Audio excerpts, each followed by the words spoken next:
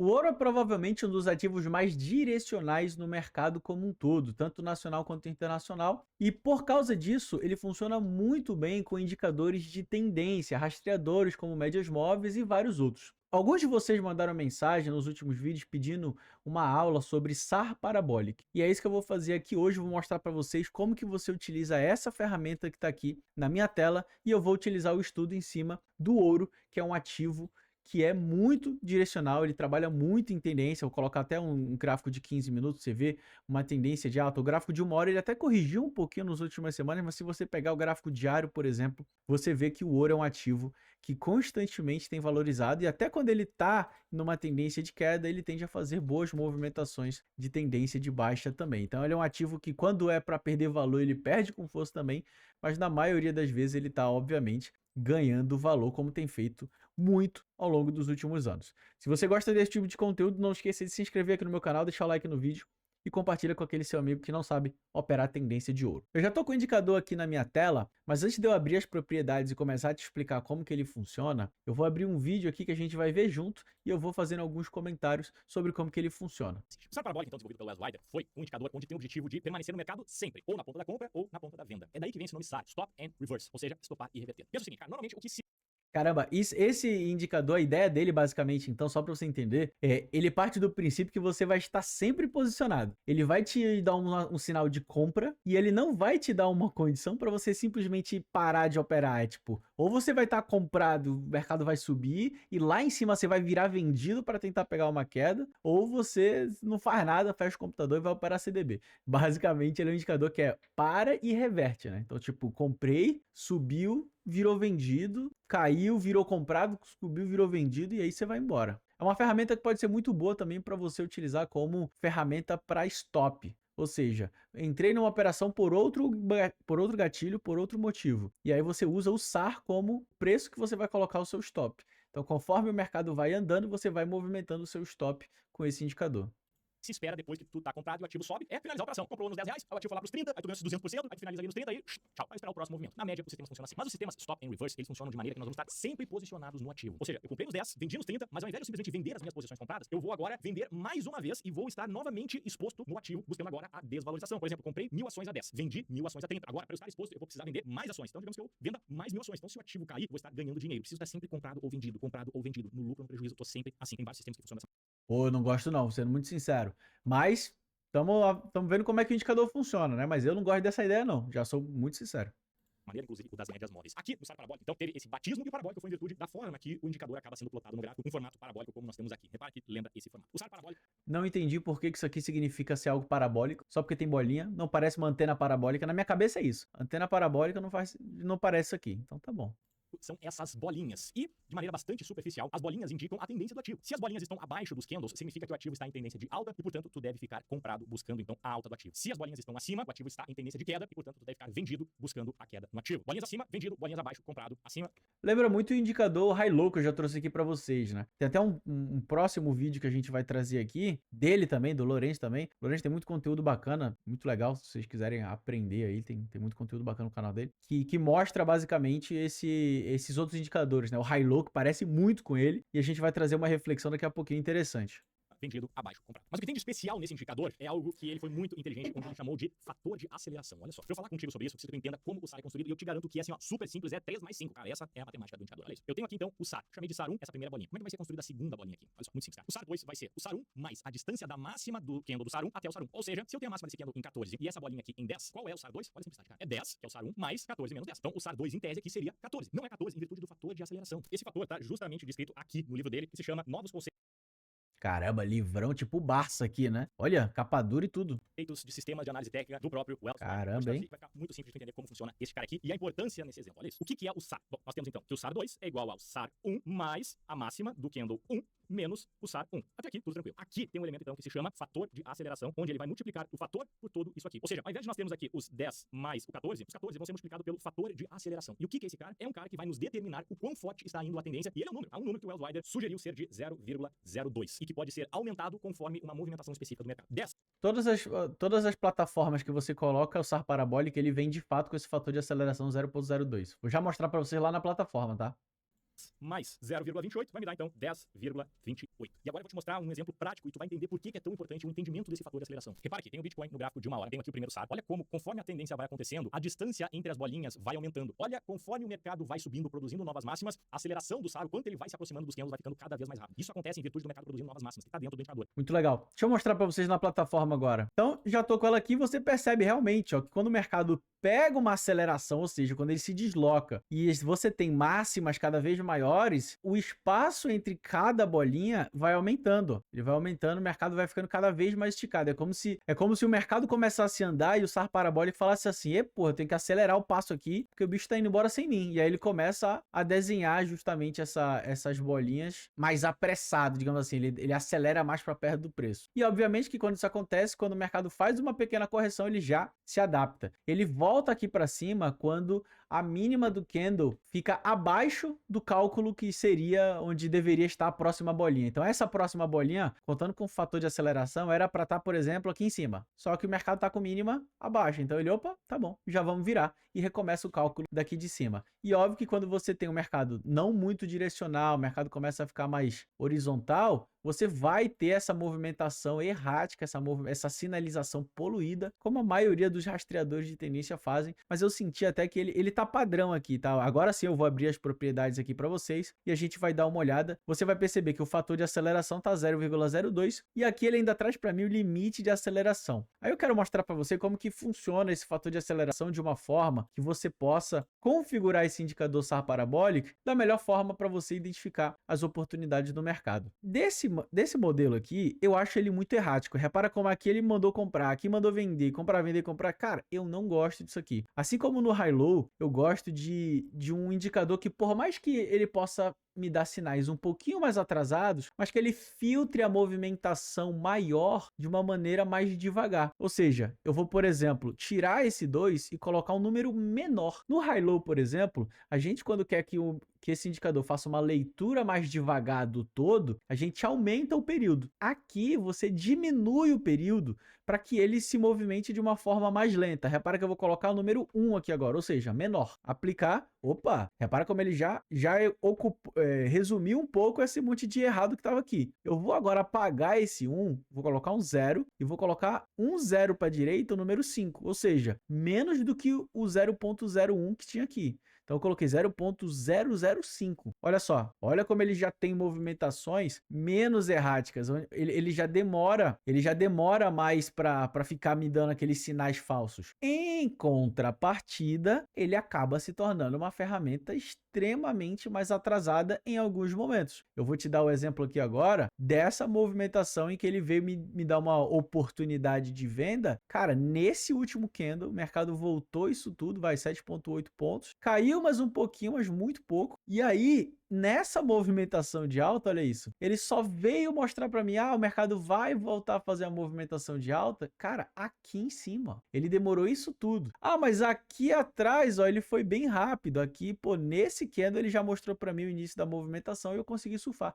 Legal. Bacana. Aqui nessa movimentação de queda, ele demorou esses candles para mostrar para mim, mas aí de novo, o mercado não caiu tanto assim e nessa movimentação, nesse candle aqui, ele já começou a me mostrar o início da movimentação de alta. E aí você tem esse indicador, essa ferramenta, te mostrando a tendência de uma forma muito parecida com o High Low, em que alguns momentos ele de fato, vai pegar o comecinho do momento ali, ele vai funcionar melhor, ele vai mesmo assim te mostrar para comprar no início do movimento, né, não tão atrasado, depois que, por exemplo, ele cai forte e consolida. E aí consolida, reverte, aí sim ele vai te dar uma entrada bem precisa. Agora, aqui, por exemplo, que ele vinha dessa movimentação de queda e logo depois ele já voltou em V sem dar aquela movimentação, aí ele veio me mostrar uma entrada muito atrasada aqui. Esse é um indicador que funciona muito bem, ele é muito legal, não estou falando que ele é meu favorito, é dessa forma aqui que você vai basicamente ler as oportunidades dele, mas se tivesse que escolher, por exemplo, entre ele e um High Low, eu preferiria muito mais um High Low. E agora, onde entra uma reflexão, até de um outro vídeo aqui do Lorenz, em que ele faz uma comparação, inclusive é um vídeo muito rico, que ele compara com média móvel, High Low, o Stop ATR e o SAR Parabolic. Vamos lá assistir agora.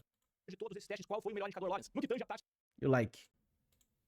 de acerto, quem performou melhor em todos esses testes foi o Stop ATR. Esse cara aqui ganhou de lavada de todos os outros indicadores e, na média, os testes ele teve uma taxa de acerto de 50%, ok? Lembra, esse é um indicador de tendência onde os stops são muito pequenininhos e os alvos são muito longos. Então, por mais que a maior taxa de acerto seja de 50%, para indicador de tendência é uma taxa muito alta. Se eu pegar a média móvel de 9, por exemplo, nós tivemos uma taxa de acerto beirando os 30%. Só pra gente entender o quanto 50 é muito bom, hein? Relação ganho e risco, ou seja, o quanto se ganhou para cada real. Aqui ele faz essa tabelinha para comparar a taxa de retorno, ganho dividido pelo risco, né? Basicamente o fator de lucro, número de operações, que você também não quer ter muita operação, você quer ter pouco drawdown e muito lucro. E aí ele utilizou MACD, média de 9, média de 21, High Low, SAR Parabolic e o Stop ATR. Eu vou já colocar lá na minha plataforma de novo, a gente vai já abrir a plataforma de novo para olhar o Stop ATR e eu vou te mostrar como que ele funciona. Quem levou melhor foi a média móvel de 21. Quando a gente fala de ganhar de balde, este cara aqui deu lavada nos outros, tá? Nós tivemos um payoff ali superior a R$3, ou seja, para cada risco, para cada real arriscado, a média móvel de 21 gerou nos trades ganhadores R$3. No que tange a número de operações, a análise foi: o sistema que gerou menos operações é o sistema ganhador, claro, né? Menos trabalho, menos corretagem, menos custo, menos, eventualmente, exposição ao mercado. Então, com menos operações, melhor. E o cara que ganhou isso, que teve o menor número de operações... Cara, eu gosto muito de qualquer estratégia que exija menor quantidade de operações. Eu prezo muito por isso, de verdade. Quando eu tô criando robôs ou até avaliando e selecionando alguns robôs, eu prezo muito pela performance dividido pela quantidade de operações. Cara, que isso já diz muita coisa pra mim. Então, realmente, você ter uma coluna de número de operações significa menos custos também e muitas outras coisas. Foi o Stop ATR, uma média de apenas 40 operações neste período para cada ativo. Em contrapartida, a média móvel de 9, só para efeito de comparação, teve na média 155 operações, ou seja, no mesmo período a média móvel de 9 gerou 4 vezes mais operações do que o Stop ATR. Mas vamos falar a verdade, né? O que a gente quer saber mesmo, no que nós queremos como resposta é quem deu mais dinheiro, quem deu mais lucro. É verdade, cara. Esse é o ponto mais importante, né? Não adianta nada ter uma taxa de acerto maravilhosa, uma de operações pequena, uma relação ganho-risco ótima, se o resultado for muito pequenininho, se um sistema ganhou R$1.000 enquanto o outro ganhou 20 mil, qual que é melhor? Agora, antes da gente falar sobre o lucro e também o drawdown, um ponto extremamente importante, o drawdown é o quanto a curva de capital caiu. Em certo momento estava com R$20 mil e o sistema produziu uma queda lá pros 13 mil, ou seja, eu perdi R$7 mil, meu drawdown foi de 7 mil, pô, pesado, né? Mas antes de falar então do drawdown do lucro, tu pode ficar pensando, Loris, mas se todas essas ações subiram do jeito que subiu, de mais de 2.000%, não seria talvez mais... Ele falou ações justamente porque esse estudo foi feito em um conjunto de ações. Vale, Localiza, várias outras empresas. Ele traz mais 5 mais ou menos. Mas aqui eu vou pegar só esse trecho do vídeo dele sobre os indicadores e a comparação. E óbvio, a explicação de drawdown é importante. Eu já trouxe aqui no meu canal, tem explicação, tem vídeo inteiro sobre drawdown, que é justamente esse período negativo, né? Toda estratégia ela vai ter um período em que ele não vai performar tão bem. É exatamente essa sequência perdedora do ponto mais alto até o ponto mais baixo. Esse é a pior sequência de perdas. E, obviamente, você quer o mínimo possível nesse valor.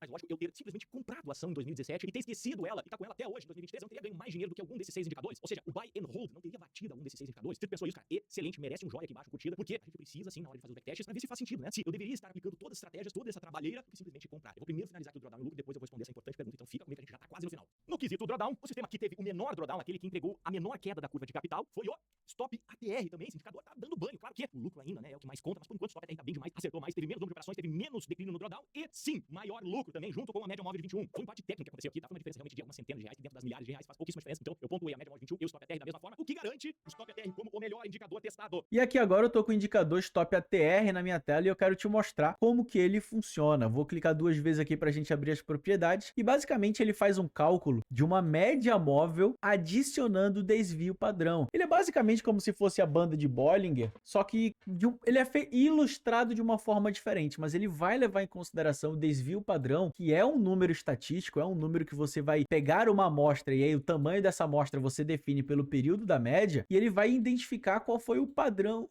de desvio da amostra de dados, ou seja, ele vai pegar o conjunto de 20 fechamentos dos candles e vai ter uma ideia, de acordo com essa volatilidade e direção de cada fechamento, qual é o tamanho desse desvio. Então você pode ter, por exemplo, essas movimentações em que o Stop ATR ficou completamente horizontal, isso porque a amostra de dados estava completamente horizontal também. Você não tinha o mercado renovando mínimas e você não tinha, presta atenção, fechamentos de candle acima dessa linha do Stop ATR. Ele reverte exatamente quando você tem um fechamento de candle acima. Ah, mas deixou pavio e voltou. Ele não inverte, ó. Você pode dar um zoom, dar uma olhada aqui, ó. Tem pavio para cima, às vezes você tem, ó, paviozão para cima, ele não reverteu, não apareceu verde aqui embaixo. Se ele tivesse fechado o candle aqui em cima, não teria mais essa barrinha vermelha aqui. Então, ele faz esse cálculo estatístico dentro da média móvel. Óbvio que, se eu colocar uma média mais rápida, colocar uma de 9 aqui, ó, você tem um indicador um pouco mais sensível, mas mesmo assim ele vai levar em consideração 2 desvios. Cara, eu quero colocar uma média de 200 períodos. Ele vai também levar em consideração exatamente essa média de acordo com esse desvio padrão. Você viu que nem mudou muita coisa, na verdade, né? Vamos alterar aqui então, ó. Vamos, igual no nosso vídeo ali, que eu vou deixar um card aqui para você assistir a nossa aula ali sobre